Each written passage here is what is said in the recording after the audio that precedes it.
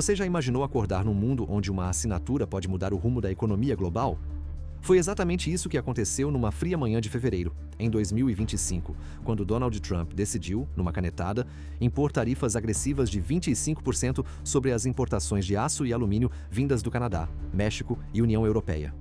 O mundo amanheceu diferente. Jornalistas correram às redações, analistas financeiros não desgrudaram os olhos dos gráficos, e trabalhadores, de Nova York a Berlim, começaram o dia sem saber como terminariam.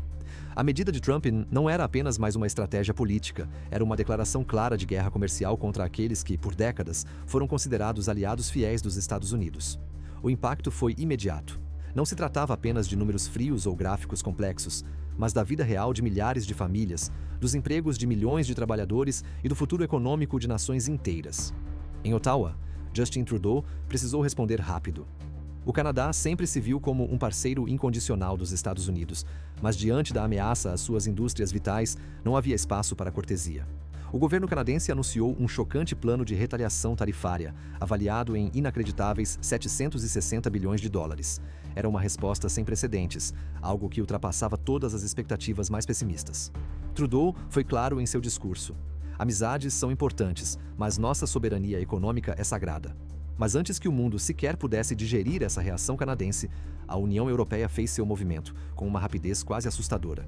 Em Bruxelas, Ursula von der Leyen anunciou uma retaliação firme e direta. Um pacote de tarifas avaliadas em 26 bilhões de euros e equivalentes a cerca de 40 bilhões de dólares americanos. A Europa escolheu seus alvos com precisão cirúrgica, mirando os símbolos do estilo de vida americano: jeans Levi's, whisky Bourbon e aviões da Boeing. Era como se cada produto tivesse sido selecionado para atingir diretamente o orgulho nacional dos Estados Unidos. Será que Trump percebeu o tamanho da tempestade que havia iniciado? Era a pergunta que rondava os bastidores políticos e econômicos. Em questão de horas, o tom otimista das bolsas mundiais se transformou em medo e incerteza. Nova York amanheceu tensa, Frankfurt já estava em alerta máximo, e os principais canais financeiros transmitiam ao vivo cada mínima variação nos índices, tentando prever o próximo passo deste conflito econômico inédito. Os microfones logo encontraram empresários americanos desesperados. Produtores de uísque do Tennessee afirmavam que 35% de suas vendas dependiam diretamente da Europa. Fabricantes de jeans Levi's relatavam estoques encalhados e pedidos cancelados em cascata. Em Seattle, a Boeing começou a rever contratos, calculando perdas multimilionárias. Em questão de dias, a realidade cruel bateu à porta das fábricas, onde operários temiam por seus empregos. Neste turbilhão, poucos perceberam uma mudança significativa acontecendo em silêncio. O crescimento súbito nas relações comerciais entre Canadá e Europa. Após o acordo CETA, Comprehensive Economic and Trade Agreement, as trocas comerciais haviam aumentado 7%. E agora, diante da agressividade de Trump, a parceria entre canadenses e europeus parecia uma fortaleza ainda mais atraente. Empresas canadenses redirecionaram rapidamente seus esforços para aproveitar as oportunidades abertas na Europa e na Ásia. Enquanto isso, empresários americanos se perguntavam angustiados: fomos abandonados pelo nosso próprio governo? De fato, os Estados Unidos estavam enfrentando apenas uma retaliação econômica. Eles estavam diante de um isolamento gradual. O risco não era mais apenas financeiro, mas geopolítico e social. A cada dia que passava, as pessoas comuns começavam a perceber que aquela disputa não se limitava às salas de reuniões em Washington ou Bruxelas, mas invadia suas próprias casas, geladeiras e empregos. No México, um dos maiores parceiros comerciais dos Estados Unidos, Andrés Manuel López Obrador decidiu agir com cautela. Em meio ao turbilhão criado por Trump, o presidente mexicano optou por esperar. Não impôs tarifas de imediato, mas deixou claro em sua declaração que o país estava preparado para fazê-lo se necessário. O México observava os movimentos dos vizinhos com preocupação, temendo que uma ação precipitada pudesse agravar ainda mais sua situação econômica, já afetada pela instabilidade global. Agricultores de Michoacán e exportadores de tomates de Sonora aguardavam apreensivos, sabendo que o preço das tarifas seria pago diretamente por eles. Mais ao sul, no Brasil, Fernando Haddad, o ministro da Fazenda, denunciou publicamente as tarifas americanas como injustificáveis e ilegais. Em tom firme, anunciou que o Brasil levaria o caso à Organização Mundial do Comércio, OMC. Porém, assim como o México, o Brasil escolheu a cautela, evitando retaliações imediatas. A estratégia era clara: buscar alianças, aguardar o momento oportuno e evitar piorar ainda mais a situação já delicada da economia brasileira. Enquanto o mundo digeria esse cenário caótico, o governo americano parecia indiferente às reações crescentes. Trump insistia que sua política fortaleceria a economia americana. Porém, especialistas alertavam que ele ignorava uma realidade evidente. Ao elevar artificialmente os preços do aço e do alumínio importados, a produção interna nos Estados Unidos se tornaria muito mais cara, afetando diretamente o preço final ao consumidor. Quem pagaria essa conta seriam os próprios americanos. O que Trump realmente pretendia ao isolar os Estados Unidos de seus parceiros históricos? Seria uma jogada calculada, com objetivos ocultos, ou apenas uma aposta imprudente e perigosa, baseada na arrogância de quem acredita ser invencível? O mundo inteiro estava prestes a descobrir que o pior ainda estava por vir. Quando a poeira das primeiras batalhas comerciais começou a baixar, uma questão tomou conta das ruas, das mesas de jantar e das rodas de conversa. Será que o México e o Brasil aguentariam a pressão sem desabar? O mundo tinha acabado de assistir perplexo à explosiva reação canadense e à resposta contundente da União Europeia. Mas enquanto o Canadá e a Europa rapidamente entraram no ringue contra os Estados Unidos, México e Brasil decidiram jogar um jogo diferente, mais cauteloso, porém não menos arriscado. O silêncio inicial desses dois gigantes latino-americanos deixou dúvidas e perguntas no ar. Seria prudência ou fragilidade diante do gigante americano? No México, as ruas da cidade do México, Guadalajara e Monterrey acordaram inquietas após as tarifas impostas por Trump. Andrés Manuel López Obrador, conhecido por sua postura paciente e calma, resolveu não cair imediatamente na armadilha das provocações americanas. Preferiu o caminho da negociação, acreditando que uma resposta apressada poderia custar ainda mais caro. Enquanto isso, os agricultores mexicanos, especialmente aqueles que cultivam tomates, abacates e limões no estado de Michoacán, acompanhavam ansiosamente cada movimento político. Para Juan Hernández, um pequeno agricultor do interior de Michoacán, aquela espera parecia interminável. Ele sabia exatamente o que estava em jogo. Mais da metade da produção anual de seu pequeno sítio era destinada diretamente aos Estados Unidos. Cada manhã, enquanto cuidava das árvores carregadas de abacates prontos para a exportação, ele pensava no futuro incerto. Com o possível aumento das tarifas, seus produtos se tornariam caros demais para os compradores americanos, significando estoques acumulados e prejuízos certos. Juan não era o único angustiado. Milhares de agricultores espalhados pelo México começavam a questionar a lentidão do governo. Enquanto o presidente López Obrador discursava com serenidade, prometendo que a cautela era a melhor escolha, a realidade na vida cotidiana era mais dura e urgente. Famílias inteiras dependiam diretamente das exportações para pagar contas, manter os filhos na escola e garantir comida na mesa. O conflito político parecia distante, mas para eles era assustadoramente próximo. Ao mesmo tempo, no Brasil, a situação não era menos tensa. Fernando Haddad, ministro da Fazenda, foi direto ao criticar as tarifas de Trump como irracionais e injustas, prometendo levar a questão à Organização Mundial do Comércio. Porém, essa firmeza diplomática não parecia suficiente para acalmar os corações brasileiros, especialmente dos trabalhadores das usinas de aço em Minas Gerais e São Paulo, que exportavam boa parte de sua produção para o mercado americano.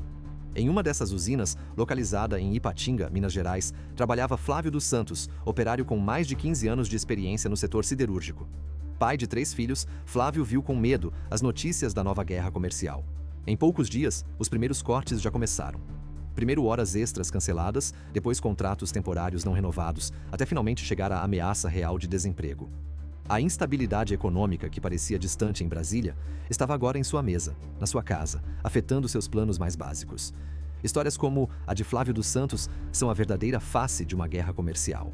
Muito mais do que gráficos ou discursos políticos, trata-se de vidas reais, planos familiares desfeitos, futuros adiados.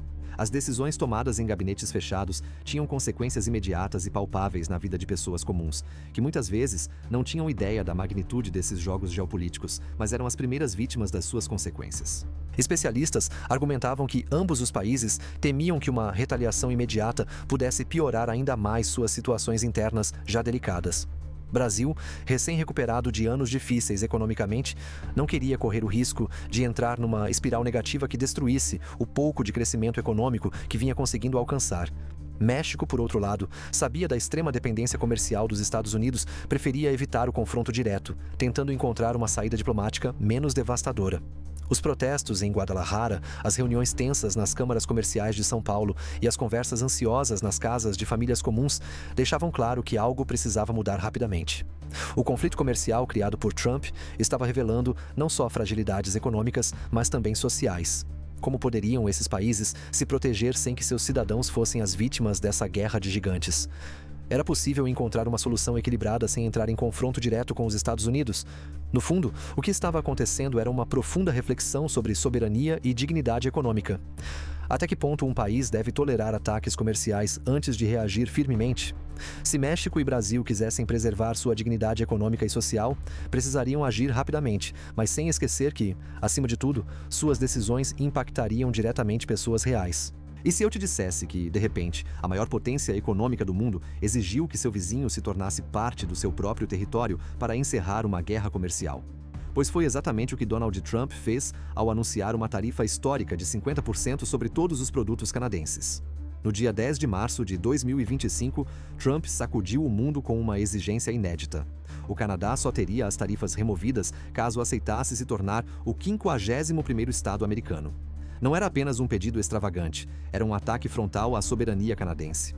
O anúncio causou uma onda instantânea de incredulidade que se espalhou como fogo nas redes sociais, nos telejornais e até nas mesas de jantar de famílias comuns em ambos os países. Para os canadenses, essa notícia caiu como uma bomba. O primeiro-ministro Justin Trudeau, em uma coletiva histórica transmitida ao vivo para todo o país, declarou: "O Canadá não está à venda, nossa soberania não é negociável." Sua fala reverberou pelo país inteiro, unindo conservadores e liberais, jovens e idosos, numa rara manifestação de solidariedade nacional. Pense por um momento como seria a sensação de um país inteiro, ouvindo de sua maior potência vizinha que sua independência agora tinha um preço. Rapidamente, políticos canadenses como Doug Ford, premier de Ontário, reforçaram que não apenas recusariam essa proposta absurda, mas fariam de tudo para defender sua independência econômica. Empresas americanas temem essa política mais do que imaginamos, mas estão com medo de se manifestar, alertou Ford, deixando claro que a resistência canadense não seria apenas simbólica, mas econômica e estratégica. Do lado americano, o choque era palpável, e não apenas entre opositores políticos. Grandes empresas como Apple, Tesla, Ford e General Motors começaram a emitir comunicados desesperados, prevendo caos nas cadeias produtivas. Os consumidores americanos, tão acostumados a produtos acessíveis e alta qualidade, agora começavam a perceber que seriam os verdadeiros perdedores nessa disputa. O economista-chefe da CNBC, Steve Leisman, resumiu a situação ao vivo em rede nacional como um ato de pura insanidade econômica. Em menos de 24 horas após o anúncio, o S&P 500 despencou mais de 2% e a bolsa canadense viu uma queda de quase 5%. A moeda canadense perdeu 4,3% do seu valor, aumentando instantaneamente os custos de vida no Canadá, enquanto investidores globais fugiam assustados, temendo uma crise econômica ainda mais profunda. Neste exato momento, pessoas comuns começavam a sentir o impacto da política de Trump na pele. Em cidades como Detroit e Windsor, onde a fronteira une economias e famílias de ambos os países há gerações, milhares de trabalhadores temiam perder empregos em fábricas que dependem diretamente de componentes canadenses. A sensação era como um terremoto econômico. Enquanto isso, nos bastidores da política americana, a confusão era total. Líderes republicanos começaram a demonstrar descontentamento em privado, temendo que Trump estivesse colocando em risco não só a economia americana, mas a própria estabilidade política do país. Que tipo de mensagem estamos enviando aos nossos aliados ao exigir que abram mão de sua soberania? Swing questionou abertamente Mitt Romney, republicano veterano. Em Washington, percebia-se uma tensão crescente, como se todos estivessem segurando a respiração antes da próxima grande explosão. Em paralelo, analistas políticos e econômicos se perguntavam em silêncio: Trump realmente acredita nessa proposta absurda, ou será apenas mais uma cortina de fumaça para algo ainda mais perigoso que está por vir? Na internet, as reações se multiplicavam. Memes inundavam o Twitter com ironia ácida sobre o absurdo de exigir um país soberano como preço para cessar tarifas comerciais. Vídeos curtos no TikTok viralizavam, mostrando jovens americanos e canadenses unidos pela mesma perplexidade. Em meio à crise, a geração mais conectada do mundo parecia despertar para a importância da soberania nacional e das consequências dramáticas das decisões políticas. Se você estivesse diante dessa situação, o que diria ao seu governo? Defenderia sua soberania a qualquer custo ou estaria disposto a negociar para evitar uma catástrofe econômica? O Canadá não demorou a preparar sua reação. Trudeau anunciou uma série de retaliações, atingindo diretamente setores estratégicos dos Estados Unidos, como agricultura, aço e tecnologia. Produtos básicos, como frutas, carnes e equipamentos eletrônicos americanos, seriam tarifados severamente, provocando um aumento imediato nos preços nos supermercados americanos. Enquanto o caos se espalhava rapidamente por ambos os lados da fronteira, uma coisa ficava clara. Aquela não era apenas uma guerra comercial entre duas nações, mas um confronto sobre valores fundamentais como independência, respeito e dignidade nacional. O mundo inteiro observava, atento e assustado, percebendo que o resultado daquela disputa poderia influenciar o destino de muitas outras nações pelo globo. Agora é com você. Como você acha que essa crise vai se desenrolar? Será que Trump realmente tem um plano estratégico oculto? Ou ele finalmente ultrapassou todos os limites aceitáveis da diplomacia e economia mundial? Se você não quer perder nenhum detalhe dessa crise histórica que está moldando o futuro global, já sabe o que fazer. Clique no botão de inscrição, ative as notificações e deixe seu like agora mesmo. Não fique de fora desse momento decisivo. O que vem pela frente pode mudar tudo o que conhecemos. Você já se perguntou o que aconteceria se, de uma hora para outra, os produtos básicos que você consome todos os dias ficassem até 20% mais caros nos supermercados?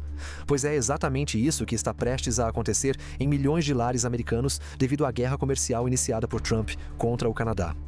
No exato instante em que Trump exigiu do Canadá sua soberania como moeda de troca para retirar tarifas abusivas, o governo canadense acionou rapidamente sua resposta. Justin Trudeau anunciou retaliações pesadas sobre produtos agrícolas, aço e tecnologia provenientes dos Estados Unidos. A mensagem era clara: não aceitaremos ameaças, a resposta será firme e direta. Em poucas horas, agricultores do meio-oeste americano viram contratos milionários serem cancelados por compradores canadenses. John Carter, produtor de milho do Iowa, que exportava metade da sua safra para o Canadá, sentiu o impacto imediatamente. A ligação que recebeu naquela tarde, avisando sobre o cancelamento da compra de quase 200 toneladas de milho, o fez sentar lentamente no banco de madeira em frente à sua fazenda e pensar profundamente sobre o futuro que acabava de ser comprometido. O impacto não parou nos campos. Em Detroit, o coração da indústria automobilística americana, funcionários da General Motors assistiam atônitos aos comunicados que chegavam por e-mail, anunciando redução de turnos e possíveis demissões. A razão? O encarecimento repentino das peças essenciais fabricadas no Canadá, como motores e transmissões, estava tornando a produção local insustentável. Daniel Martinez, um jovem engenheiro recém-formado que finalmente havia conseguido estabilidade financeira para sustentar sua família, encarava o monitor com incredulidade. O sonho americano que perseguiu por tanto tempo parecia, subitamente, mais distante do que nunca. Enquanto isso, em supermercados por todo o país, filas aumentavam e as etiquetas de preços eram trocadas rapidamente. A carne, o leite, frutas como maçãs e mirtilos, tão populares e essenciais na dieta das famílias americanas, subiram quase instantaneamente.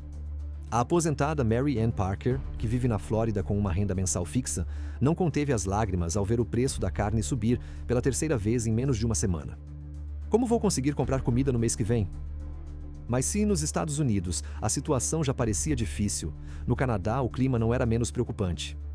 Ainda que orgulhosos da firmeza do governo em defender sua independência, muitos canadenses enfrentavam agora desafios econômicos reais. Em Toronto, jovens empreendedores como Emma Dawson, dona de uma loja de roupas que importava tecidos americanos, assistiam preocupados à disparada dos custos. Cada nova fatura chegava com valores mais altos, e Emma precisou se perguntar até quando conseguiria absorver os prejuízos antes de repassá-los aos clientes. Será que esse conflito comercial vale mesmo o preço que famílias comuns, tanto americanas quanto canadenses, estão pagando? A verdade é que essa guerra comercial começava a revelar profundas fragilidades internas nos Estados Unidos. Republicanos tradicionais, como Mitt Romney e Lindsey Graham, começavam a questionar publicamente as decisões de Trump. Em Washington, a pressão crescia e rumores sobre dissidências internas no Partido Republicano ganhavam força. A imprensa americana noticiava diariamente um governo dividido, com aliados históricos e líderes do setor privado expressando abertamente sua desaprovação. O renomado analista financeiro Jim Cramer foi ainda mais direto em seu programa televisivo, alertando que essa guerra comercial poderia facilmente empurrar os Estados Unidos para uma recessão devastadora. A cada dia, ficava mais claro para a população americana que aquela disputa não era apenas um jogo de poderes, mas algo que afetaria diretamente o emprego, a renda e a qualidade de vida de cada cidadão. Em meio a todo esse caos econômico e político, uma pergunta continuava martelando a cabeça de milhões de pessoas dos dois lados da fronteira. Até quando Trump sustentará essa estratégia desastrosa antes que os prejuízos sejam irreversíveis? O Canadá sabia que tinha nas mãos uma poderosa arma estratégica: o fornecimento de energia elétrica aos Estados Unidos. Enquanto o conflito comercial crescia, líderes canadenses começaram a mencionar abertamente a possibilidade de reduzir ou até mesmo cortar as exportações de eletricidade que abastecem estados-chave do Nordeste americano, como Nova York, Vermont e Michigan. O impacto potencial era assustador. Apagões generalizados, aumento recorde das tarifas de energia elétrica e caos na economia doméstica americana. Já imaginou viver num país onde algo tão básico quanto energia elétrica pudesse faltar por conta de decisões políticas feitas a quilômetros de distância da sua casa? A tensão, que até então parecia restrita a salas fechadas de reunião ou a pronunciamentos oficiais, agora transbordava para as ruas e para o cotidiano de milhões de pessoas. Protestos começavam a surgir espontaneamente em cidades americanas, exigindo que o governo encerrasse imediatamente as hostilidades comerciais. Ao mesmo tempo, no Canadá, apesar dos prejuízos econômicos, o sentimento predominante era o orgulho nacional e a determinação em resistir firmemente à pressão americana. Essa guerra comercial estava rapidamente se transformando em algo muito maior e mais perigoso do que qualquer analista poderia ter previsto. Cada decisão tomada por Trump parecia aprofundar ainda mais a crise, aumentando a pressão sobre sua própria administração e sobre o povo americano. A grande questão que permanece: Trump irá recuar diante da pressão crescente dentro e fora dos Estados Unidos, ou levará essa guerra comercial às últimas consequências, arriscando uma crise econômica ainda mais profunda e destrutiva? E se eu te dissesse que o inimaginável está acontecendo neste exato momento? Países que antes eram aliados inseparáveis dos Estados Unidos agora estão se unindo contra ele, formando uma frente global que desafia diretamente as decisões do governo Trump. Nunca em toda a história recente, os Estados Unidos enfrentaram uma rejeição tão massiva e unificada no cenário internacional. Sob a presidência de Trump, decisões polêmicas e agressivas começaram a se acumular, criando um efeito dominó devastador na relação com antigos aliados. No México, o cenário mudou completamente. Pela primeira vez em décadas, o país está liderado por uma mulher, Claudia Sheinbaum, cuja postura firme e determinada conquistou rapidamente a confiança da população mexicana. Sheinbaum não apenas criticou abertamente as ações dos Estados Unidos, mas levou o povo às ruas em manifestações históricas. Em apenas 2 dias, mais de 35 mil mexicanos marcharam pelas ruas da Cidade do México com faixas e cartazes que diziam claramente: "Não aceitamos decisões de fora. Somos livres, somos fortes." Consegue imaginar a força dessa mensagem vinda diretamente das pessoas comuns, unidas numa só voz? A popularidade de Sheinbaum disparou para 85%, uma aprovação jamais vista por qualquer presidente mexicano recente. Ela se tornou um símbolo não apenas de resistência, mas de um novo orgulho nacional. Ao questionar diretamente os métodos agressivos do governo americano, Sheinbaum reacendeu uma chama de identidade que havia sido esquecida por muitos mexicanos. Uma jovem estudante de direito, Mariana Lopes, disse emocionada durante os protestos: "É a primeira vez que sinto que meu país está realmente sendo ouvido. Não somos apenas um país vizinho, somos uma nação forte e soberana." Do outro lado do continente, o Canadá mantinha uma postura igualmente firme. A tentativa absurda de Trump de anexar o Canadá aos Estados Unidos fez algo inesperado: uniu totalmente as diferentes correntes políticas canadenses. Liberais, conservadores e democratas sociais, tradicionalmente rivais, deram as mãos em uma coalizão improvável para defender algo maior: a independência do país. Mark Carney, recém-eleito primeiro-ministro canadense, reforçou essa união em um discurso histórico ao afirmar: "Este não é um ataque contra um partido ou um governo específico. É um ataque contra nossa história, nossa identidade e nossa dignidade como nação." Em cafés e bares de Toronto, Montreal e Vancouver, o sentimento era de orgulho misturado à preocupação. Cidadãos como a aposentada Diane Tremblay, de 72 anos, viam-se em debates acalorados sobre o futuro. "Nunca pensei que viveria para ver algo assim", disse Diane enquanto assistia às notícias numa pequena cafeteria em Ottawa. "Mas sabe o que percebo agora?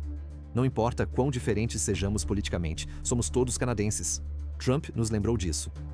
Na Europa, a reação foi igualmente forte e inesperada. Países que enfrentaram desafios econômicos enormes após o Brexit e outras crises agora se viam obrigados a se fortalecer rapidamente contra os Estados Unidos.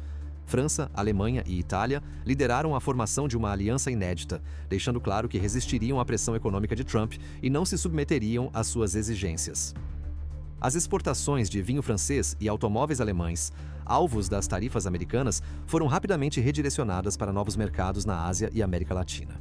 Mas talvez a história mais surpreendente dessa resistência global venha justamente da Ucrânia, um país há anos pressionado pela Rússia e frequentemente esquecido nas disputas internacionais.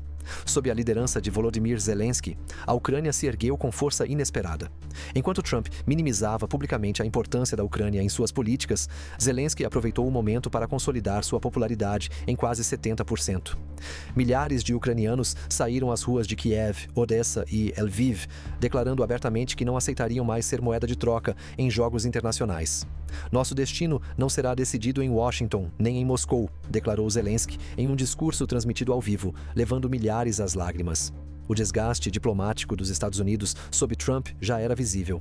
Analistas internacionais afirmavam, chocados, que nunca haviam visto os Estados Unidos tão isolados diplomaticamente desde o fim da Segunda Guerra Mundial. De aliados tradicionais como o Canadá, passando por parceiros comerciais estratégicos na Europa, até nações menores como Groenlândia, que recusou firmemente a proposta de Trump de comprar seu território, o mundo parecia cansado da arrogância e unilateralidade do governo americano. Na Groenlândia, em particular, o episódio tornou-se um símbolo forte desse momento de mudança. Mesmo sendo pequena e relativamente indefesa frente a potências globais, sua população resistiu bravamente à pressão americana para aceitar sua anexação. O primeiro-ministro groenlandês, em discurso que ganhou repercussão mundial, afirmou calmamente: "Nossa terra, nossa cultura, nossa identidade não tem preço. Não queremos ser ricos à custa de nossa liberdade." Essa resistência coletiva fez algo raro. Tornou pequenos países símbolos gigantescos de resistência e orgulho nacional. O que Trump não percebeu foi que, ao tentar dominar outros países por meio da pressão econômica, ele estava involuntariamente fortalecendo a união global contra sua própria política. Hoje, líderes, cidadãos e economistas em todo o mundo perguntam-se se esse momento de resistência coletiva pode marcar uma mudança histórica definitiva. Será esse o início de uma nova ordem mundial, na qual a soberania e a identidade nacional são respeitadas acima dos interesses econômicos e políticos das grandes potências? À medida que a crise se desenrola, uma coisa é clara: o mundo mudou radicalmente. O que parece uma cena típica de filme apocalíptico pode virar realidade nos Estados Unidos, e o motivo é algo tão simples e assustador quanto uma disputa comercial. A tensão entre Estados Unidos e Canadá atingiu um patamar crítico quando o governo canadense lançou uma ameaça inesperada e poderosa: cortar as exportações de eletricidade para os Estados Unidos, como retaliação às tarifas agressivas impostas por Trump. Imagine acordar numa manhã fria de inverno em Nova York ou Detroit e descobrir que sua casa está às escuras. Em segundos, a rotina confortável de milhões de pessoas viraria um pesadelo de incertezas. O que Trump talvez não tenha calculado corretamente é que o Canadá não é apenas mais um parceiro comercial. Os canadenses fornecem aproximadamente 65 terawatts-hora de energia elétrica por ano aos Estados Unidos. Para entender melhor, esse número corresponde ao consumo anual total de energia elétrica de mais de 6 milhões de lares americanos. Estados como Nova York, Vermont, Michigan e Minnesota dependem diretamente da energia importada do Canadá. Em Toronto, a declaração firme de Doug Ford, premier de Ontário, foi um alerta claro para Washington. Se continuarem com essa política tarifária injusta, não hesitaremos em proteger nossos interesses, mesmo que isso signifique reduzir a exportação de eletricidade para os Estados Unidos. O tom era sério e urgente, deixando os americanos com uma sensação de vulnerabilidade nunca antes experimentada. Enquanto Trump minimizava as ameaças, dizendo em um discurso inflamado ao Congresso que os Estados Unidos jamais se curvariam à chantagem econômica canadense, economistas e especialistas começaram a calcular os possíveis cenários. Se o Canadá realmente cortasse a energia, os preços poderiam aumentar entre 30% e 50% em estados estratégicos.